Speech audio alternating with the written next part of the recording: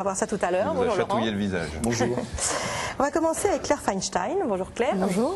Vous surveillez pour nous la santé à l'étranger et vous avez mis le doigt sur une histoire absolument monstrueuse de trafic d'organes en Chine. Oui, on a tous en tête effectivement ces histoires qui ne sont malheureusement pas des légendes de personnes pauvres, très pauvres, qui ont été contraintes de vendre un de leurs organes, un rein, leur cornée, effectivement, contre une somme d'argent, une somme assez dérisoire en général.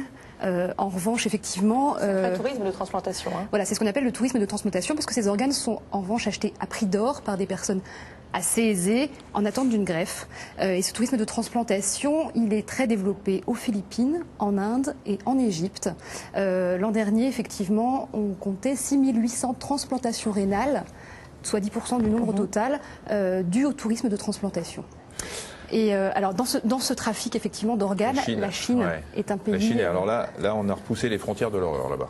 Alors oui, oui, ça va très très loin. C'est-à-dire qu'il y a quelques années, en fait, le gouvernement chinois, sous la pression internationale, a avoué qu'effectivement la principale source d'organes, c'était les condamnés à mort. Donc une démarche, effectivement, un procédé pas très éthique. Mais là, il va encore plus loin. C'est-à-dire qu'en 2006, deux éminents avocats canadiens, David Matas, qu'on voit à gauche de l'image, et David Kilgour, qui est un ancien ministre du gouvernement fédéral canadien, ont mené l'enquête, alertés par les ONG, dont notamment Amnesty International, qui s'étonnaient de voir que le nombre d'organes à disposition était bien plus important que le nombre de condamnés à mort. Et effectivement, en fouillant un petit peu, ils ont mis le doigt sur un scandale sanitaire absolument hallucinant, dont les victimes sont les membres du Falun Gong. Donc les membres du Falun Gong, c'est un mouvement mystique chinois d'inspiration bouddhiste, donc des gens plutôt pacifistes. Les pratiquants en sont très nombreux en Chine. Et depuis 1999, le gouvernement chinois les réprime violemment, inquiet en fait de voir qu'un mouvement regroupe autant de personnes. Donc depuis 1999, ils sont systématiquement traqués, arrêtés et emprisonnés dans des camps de travail. D'où ils ne ressortent jamais.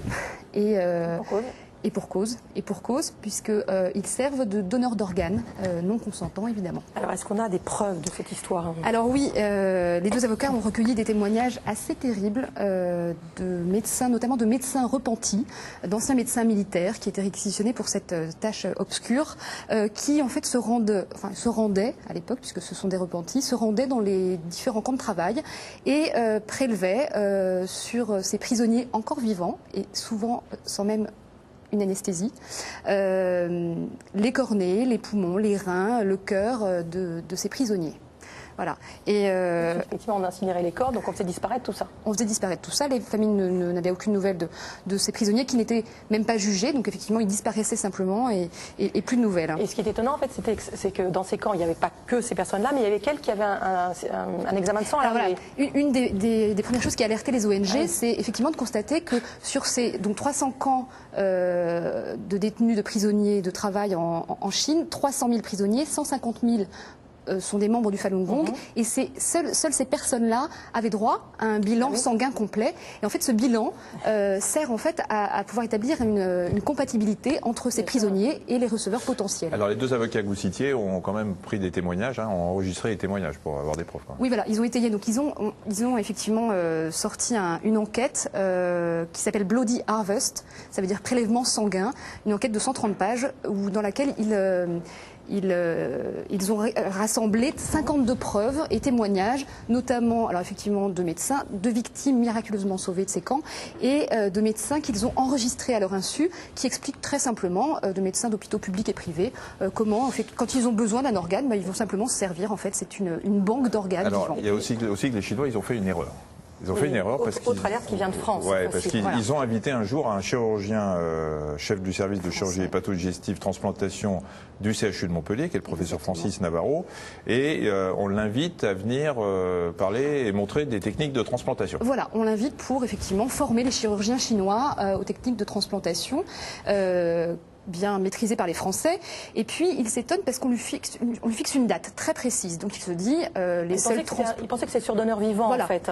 Une transplantation prévue, c'est forcément un donneur vivant, un père, une mère, une sœur, voilà.